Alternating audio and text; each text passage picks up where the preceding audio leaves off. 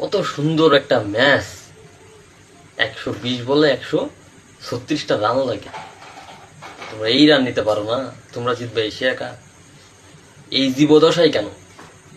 ভবিষ্যতে কোনোদিন তোমরা এশিয়া কাপ জিততে পারতো না, বড় কোনো ইভেন্টে তোমরা কোনো ট্রফি পাইতা না। কারণ কি জানো? তোমাদের এই চাপা, মেইন সমস্যা তোমাদের এই মুখটা।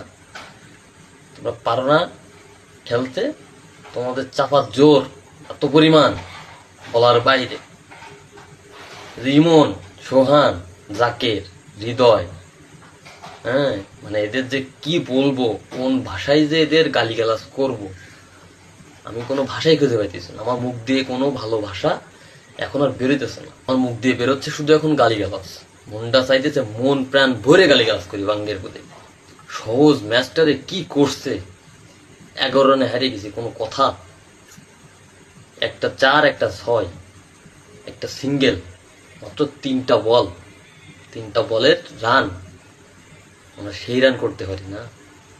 সোহান গণমাধ্যম তো ফুল উড়ায় ফেলছে সোহান সোহান করে। কেন সোহান দলে নাই এই বাঙ্গির পথ? আমি আজ